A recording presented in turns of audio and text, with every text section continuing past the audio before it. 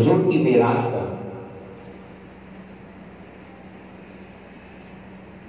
جو سب سے اہم فیض ہم سب کو ملا ہے،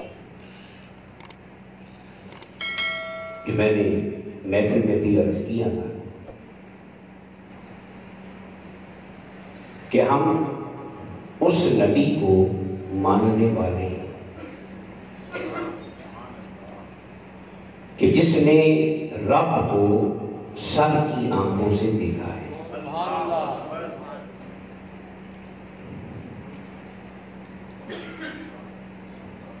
تو یہ شرف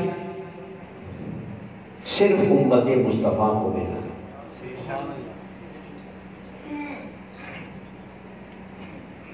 عقیدہ توحید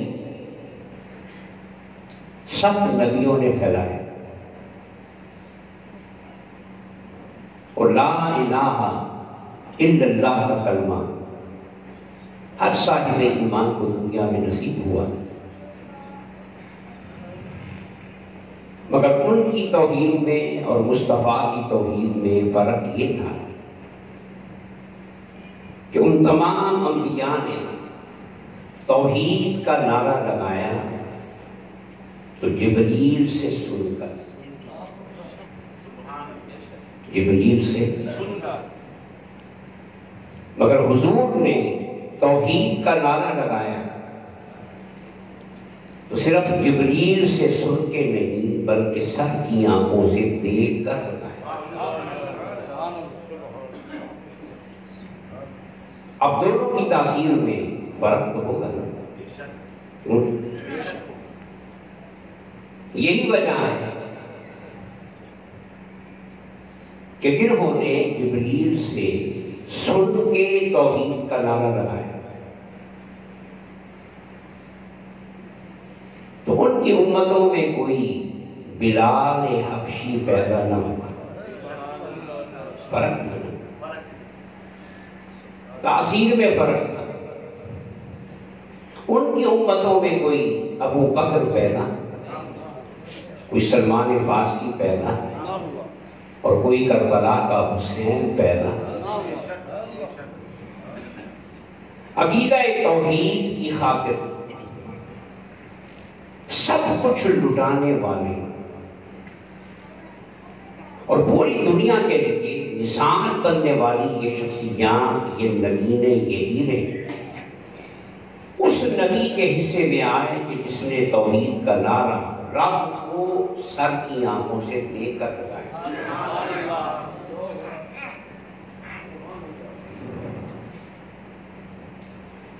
یہ حضور کے نعرہ توحید کی تاثیر تھی۔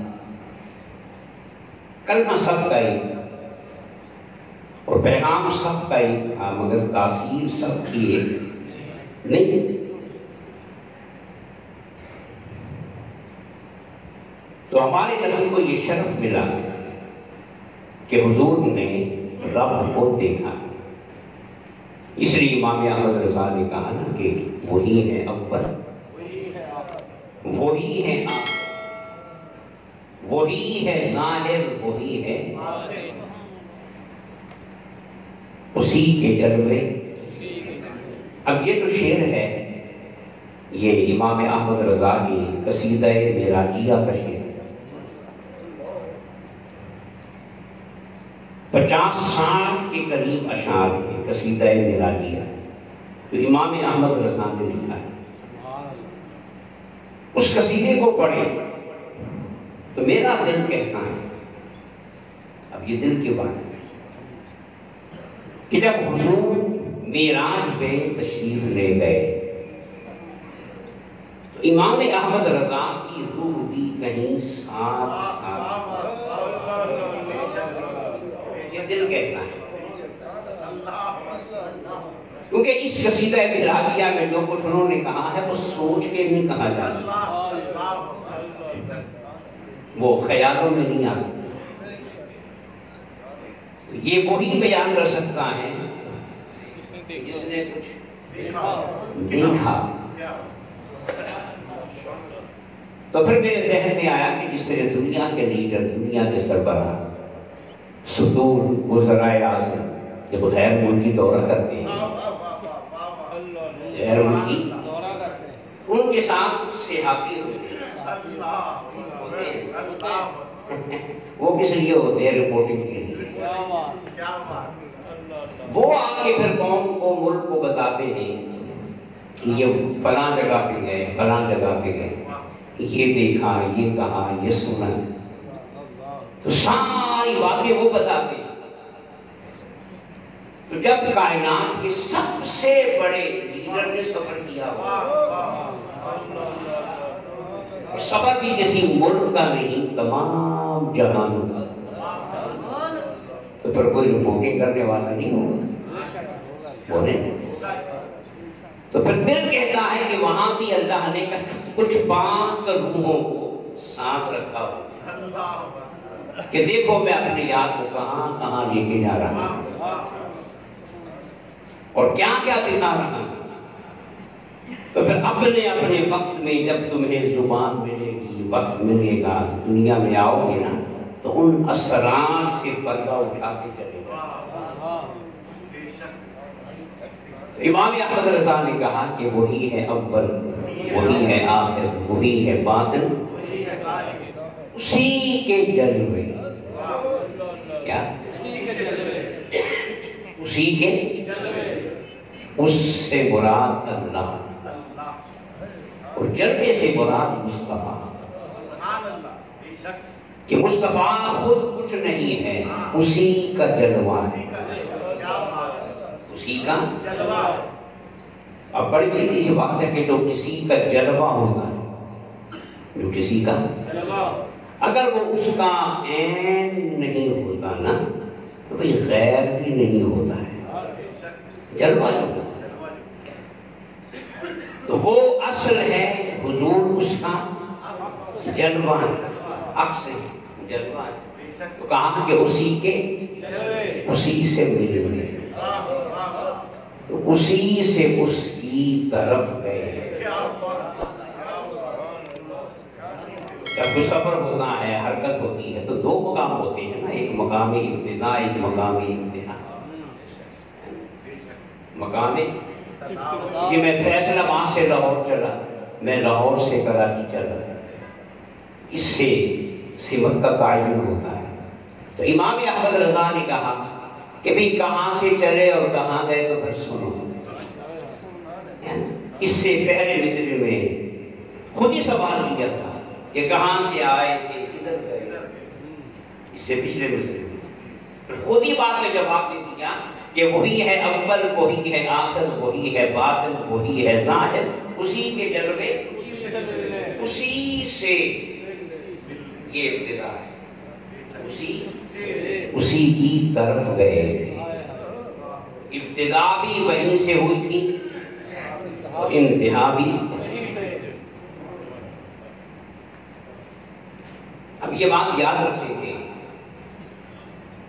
حضور کی معجزات میں جو سب سے بڑا معجزہ ہے وہ معراج ہے۔ کیا ہے؟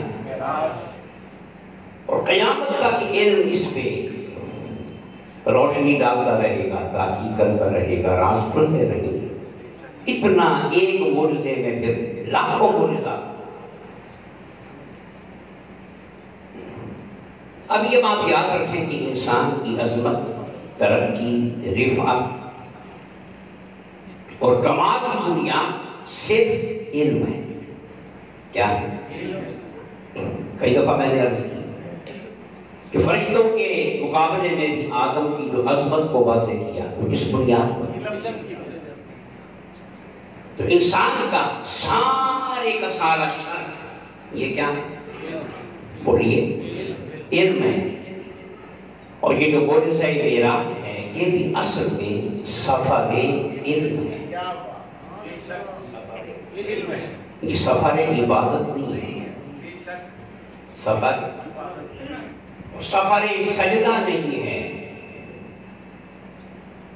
سفر نماز نہیں ہے، نماز کا تحفہ اس میں ملا ہے، مگر اس سفر کی غرض و غایت کو بیان کرتے ہوئے مولا نے کہیں نماز کا، عبادت کا، سجدے کا ذکر لنُرِيَهُ مِنْ آیَاتِنَا، یہ سارے کا سارا سفر سفر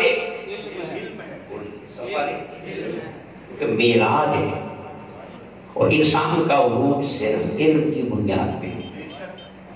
تو حضور کی یہ جو ساری کی ساری معراج ہے، اس معراج کی بنیاد پہ بولیے کیا ہے؟ علم ہے۔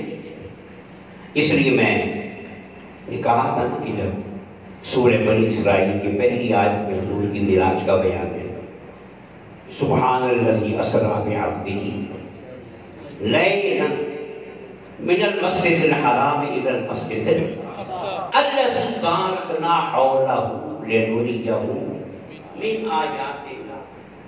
اب آگے دو صفات بیان کی حضور کی، جس کو مولا سیر کرانے لے گیا، اس بندے کی اللہ نے دو اب ان صفات پہ اگر ہم غور نہیں کریں گے تو معراج سمجھ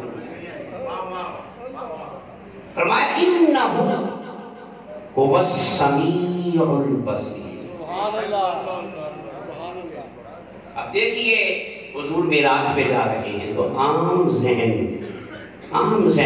یہ سوچے گا کہ اس موقع پہ پھر حضور کو نبی کہنا چاہیے تھا کہ وہ بڑا نبی، بہت بڑا رسول، بہت بڑا پیغمبر ہے، بہت بڑا متقی ہے، پرہیزگار ہے، ولی ہے، تہجد گزار ہے۔ مگر معراج پہ جاتے ہوئے لے جانے والے نے مزمل نہیں کہا،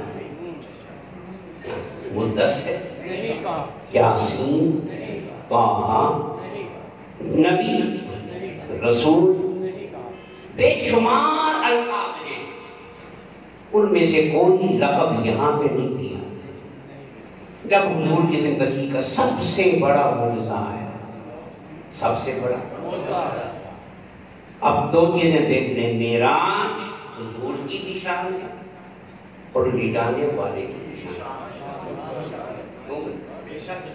لے جانے والے کی بھی شان۔ تو جس معجزہ معراج میں دونوں کی شانوں کا بیان ہو رہا ہے، وہاں اس جانے والے بندے کو کوئی اور لقب نہیں دیا، کہا کہ انہ هو السمیع البصیر، کہ جس کو میں معراج پہ لے گیا تھا نا اور دکھانے لے گیا تھا، مشاہدہ کروانے لے گیا تھا، اس بندے کا کمال کیا تھا کہ وہ سننے والا بھی کمال کا تھا اور دیکھنے والا بھی کمال کا تھا۔ اب یہ دو صفات بتا رہی ہیں کہ معراج کیا ہے۔ معراج پہ جاتے ہوئے حضور کی کس صفت کو بیان کیا کہ وہ سننے والا بھی کمال کا ہے اور دیکھنے والا بھی کمال کا ہے۔ سننے اور دیکھنے سے کیا ملتا ہے؟ کیا ملتا ہے؟ علم ملتا ہے۔ جو سنے گا اور دیکھے گا اس کا علم بڑھے گا، وہی مشاہدہ کرے گا نا، اور اس کا علم بڑھے گا۔ تو مولا فرماتا ہے کہ جس کو میں علم دینے لے گیا تھا وہ نااہل نہیں تھا، وہ نااہل نہیں تھا، وہ کمزور یا کم صلاحیت کا حامل نہیں تھا، اس کی علم کو حاصل کرنے کی صلاحیتیں اپنے کمال پہ تھی۔ انہ هو السمیع البصیر۔ مولا فرما رہا ہے کہ صرف میرا یار نماز ہی سکھانے نہیں آیا، سجدے ہی سکھانے نہیں آیا، کسی کو سمیع بننا ہو تو وہ بھی آمنہ کے ساتھ، اور کسی کو بصیر بننا ہو تو وہ بھی میرے یار سے سیکھے۔ انہ هو السمیع البصیر۔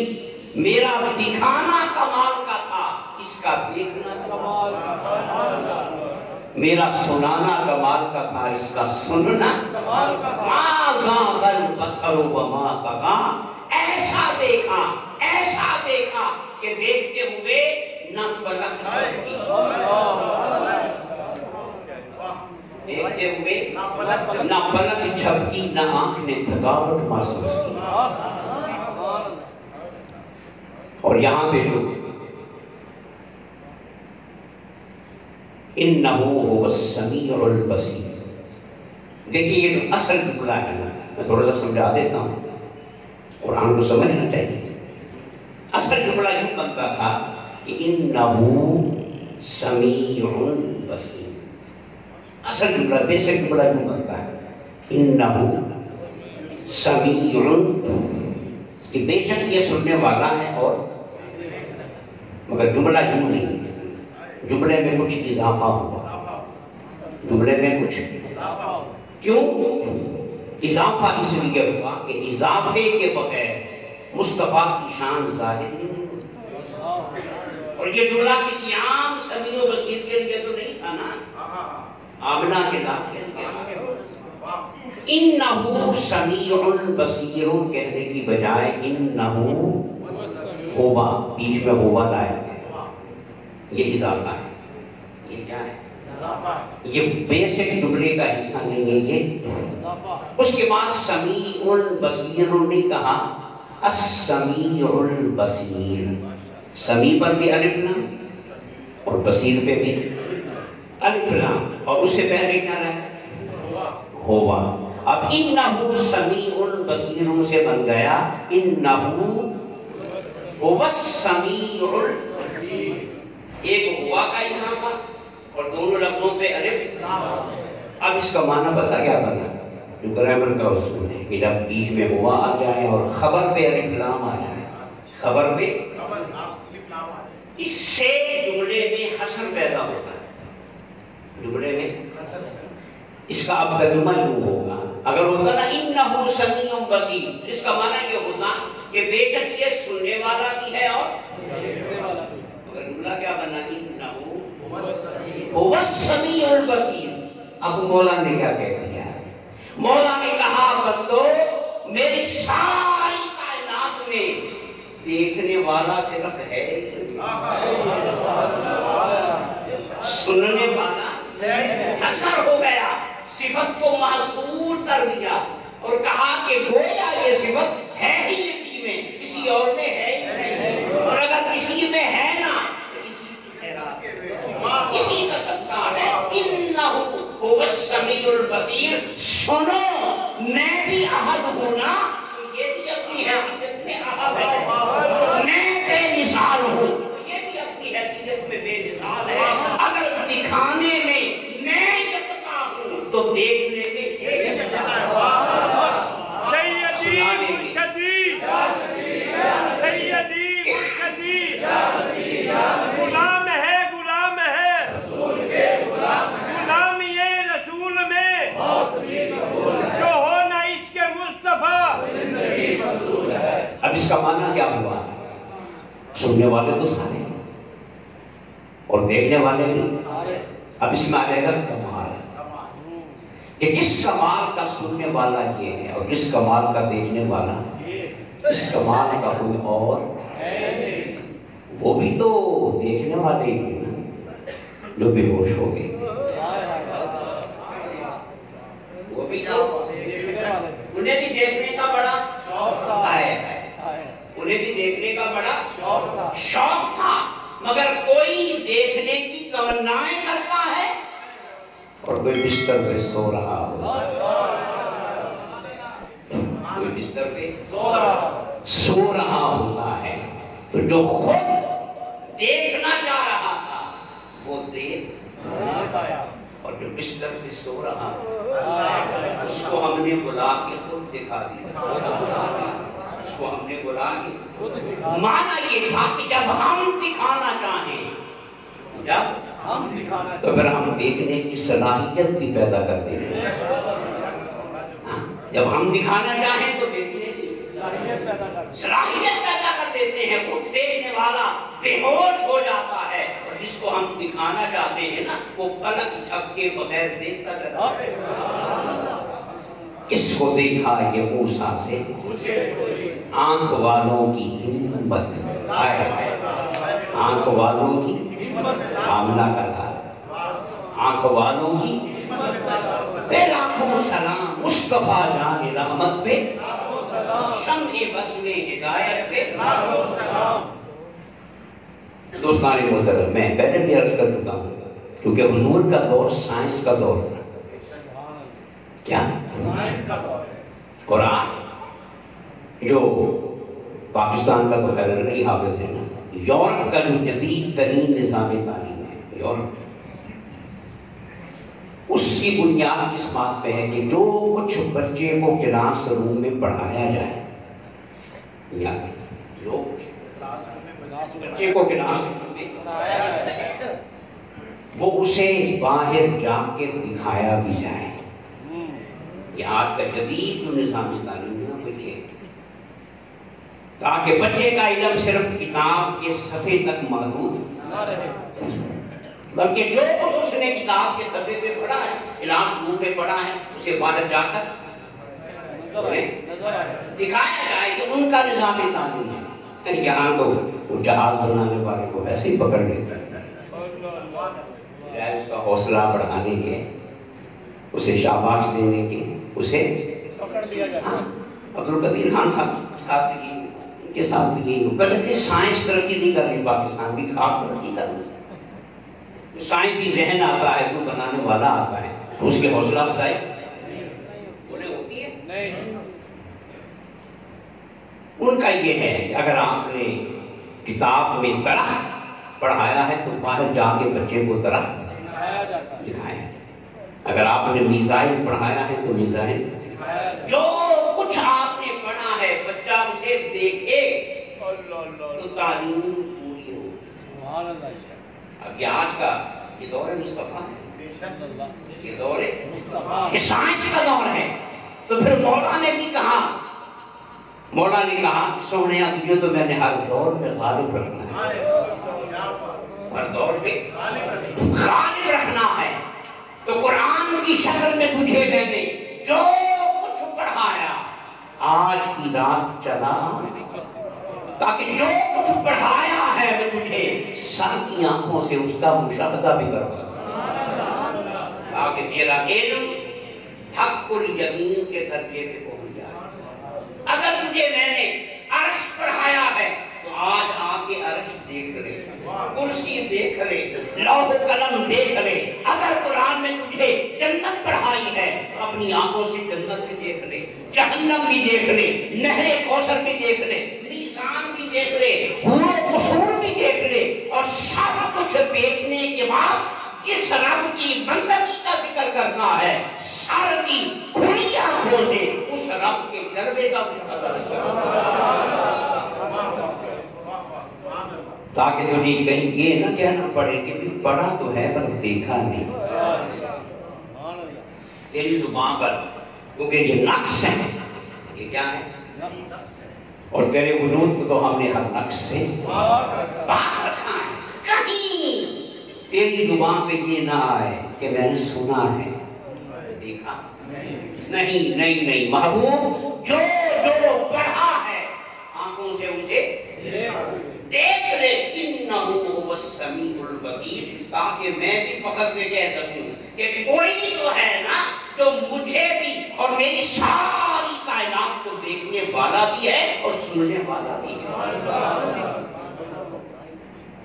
تو قرآن میں پڑھایا گیا اور معراج میں یہ جملہ یاد ہے، قرآن میں پڑھایا گیا اور شب معراج بولو شب معراج دکھایا گیا. مولا حضور نے کیا فرمایا کہ رائے تو ربی فی احسن صورت، میں نے اپنے رب کو حسین ترین شکل میں دیکھا. حسین ترین شکل میں دیکھا. میں نے اپنے رب کو حسین ترین شکل میں دیکھا.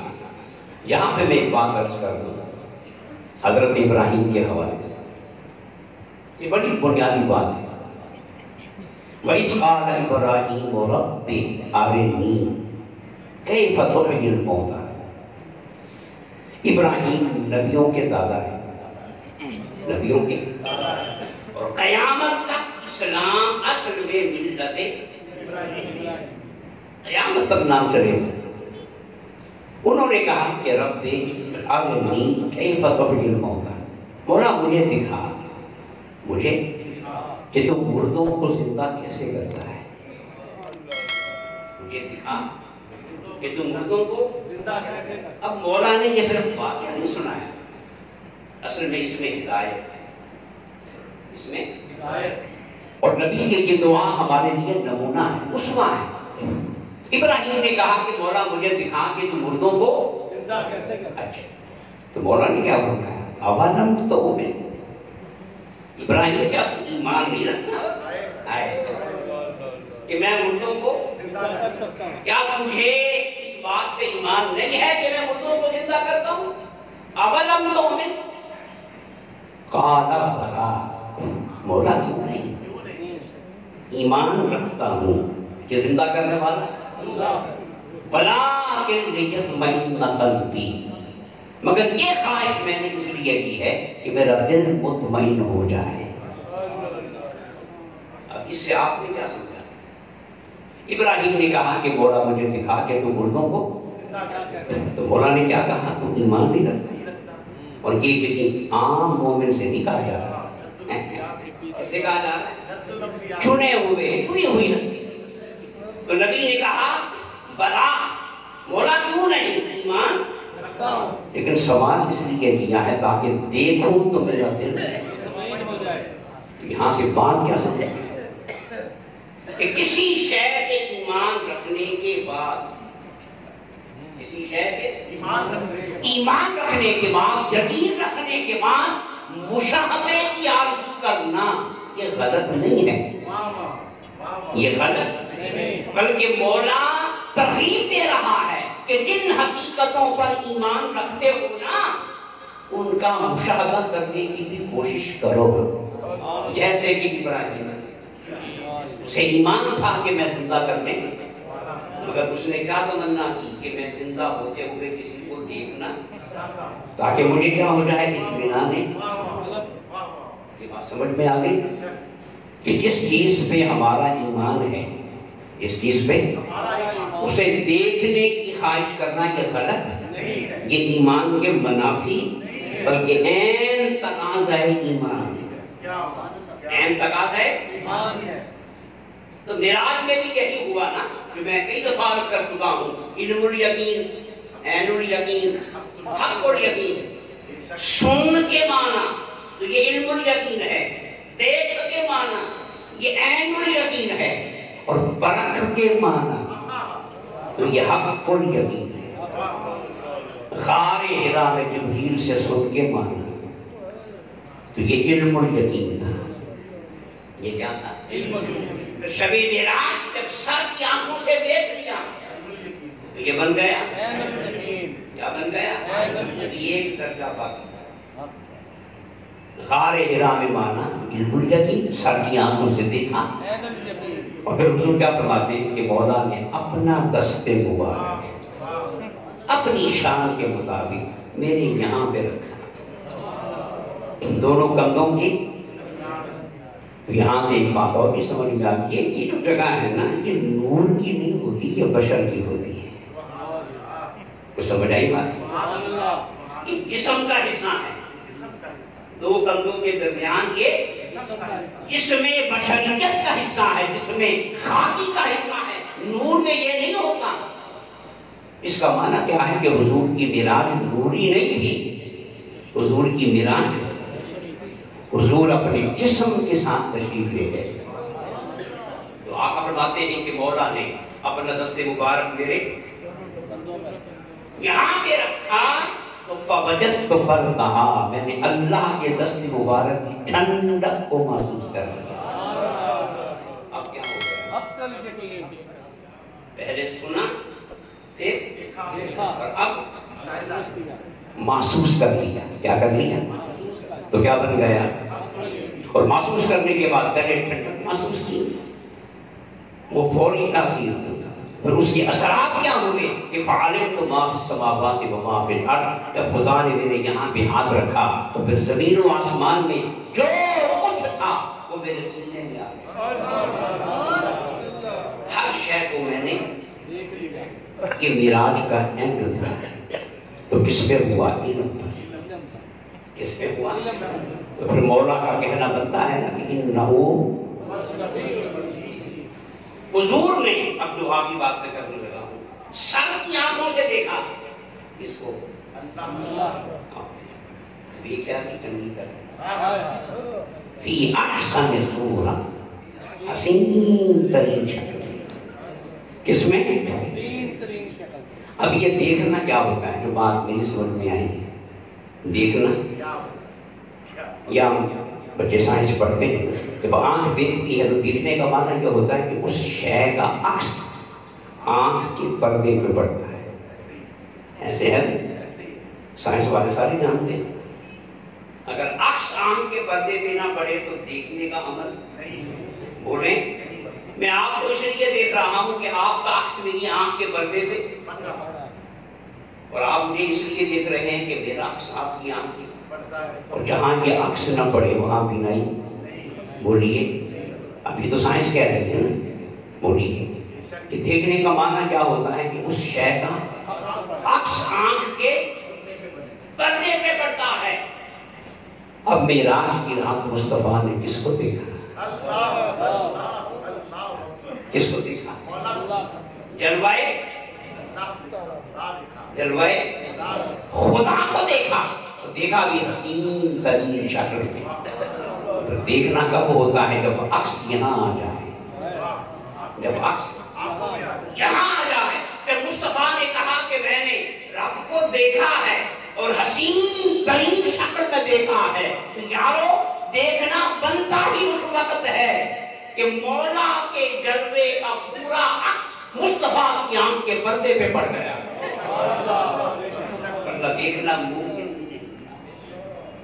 تو پھر وہ آنکھ لے کے سونا نیچے آیا. جس آنکھ کے پردے پر مولا تھا. اس میں تو کسی کو انکار نہیں ہے نا. یہ کسی مسئلہ کا معاملہ تو نہیں. یہ تو سائنس کہہ رہی ہے نا کہ دیکھنے کا معنی پورا ہی تب ہوتا ہے جب آنکھ کے پردے پر عکس پڑ جائے. مصطفیٰ نے خدا کو دیکھا. اس کا معنی کیا ہوا کہ اس آنکھ پر، تو جس آنکھ پہ مولا کا عکس ہو اس آنکھ سے اب کیا چھپے گا؟ تو پھر امام احمد رضا کیوں نہ بولے اور کوئی غیب تم پر کیا نہا ہو بھلا. نہا چھپا. اور کوئی غیب تم پر کیا نہا ہو بھلا، جب خدا ہی نہ چھپا تم بے کروڑوں در. تو جس آنکھ میں جلوہ خدا کا عکس ہو تو بولیے اس آنکھ کے سامنے پھر کوئی پردہ آ سکتا ہے؟ کوئی رکاوٹ؟ یہاں سے پھر مجھے وہ بات جو میرے ذہن میں آئی، جو میں نے سنائی تھی، علی سے کسی نے پوچھا تھا کہ علی اتنا علم کہاں سے آیا؟ اتنا علی نے کیا جواب دیا تھا کہ میں نے حضور کو غسل دیا، پھر حضور کو قبر میں اتارا. جب حضور کو قبر میں لٹا دیا نا تو حضور کی آنکھ کے یہاں پر پانی کا ایک قطرہ تھا. اب یہ صرف آنکھ نہیں ہے، اب یہ صرف آنکھ نہیں ہے کہ وہ آنکھ ہے جس نے رب کو دیکھا ہے. اور دیکھنے کا معنی یہ ہے کہ جلوہ ذات کا عکس اس آنکھ کے پردے پہ. اور یہ بھی سائنس کہتی ہے نا کہ جو بندہ دیکھ لیتا ہے وہ سارا پیچھے محفوظ ہے. ایک وقت آئے گا کہ سائنس اس قابل ہو جائے گی کہ کھوپڑی کھول کے پوری نیند نکال دے کہ اس بندے نے زندگی میں کیا کیا دیکھا ہے. سائنسدان کہہ رہے ہیں اس بندے نے زندگی میں کیا کیا دیکھا ہے. جب دنیا کے عام نصاری یہاں محفوظ ہیں تو حضور کے یہاں پہ کیا کیا محفوظ ہو.